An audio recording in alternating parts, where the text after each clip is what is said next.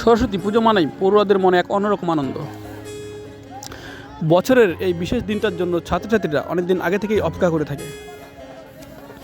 ভোরবেলা ঘুম থেকে উঠেই সকাল সকাল মন যেন উৎসবে ভরে যায়। চারিদিকে বাসন্তী রঙের সাজ, হলুদ শাড়ি, ফুলের গন্ধ, পাঞ্জাবি সব মিলিয়ে যেন পবিত্র এক পরিবেশ তৈরি হয়। তো নমস্কার বন্ধুরা, আপনারা সবাই কেমন আছেন? আশা করি সবাই ভালো আছেন।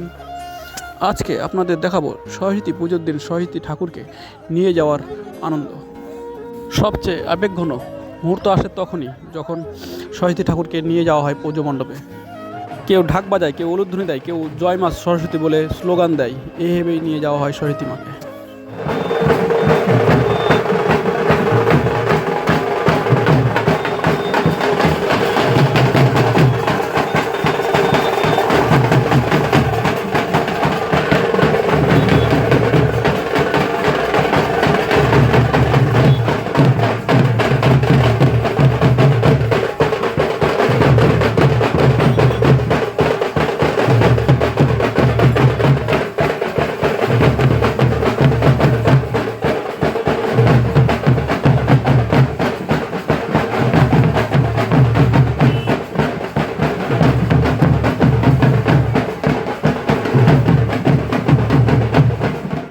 সরস্বতী পুজো মানে শুধুমাত্র একটা ধর্মীয় অনুষ্ঠান নয়, এটা আমাদের শিক্ষা, এটা আমাদের সংস্কৃতি আর ঐতিহ্যের সঙ্গে জড়িয়ে থাকা এক সুন্দর উৎসব।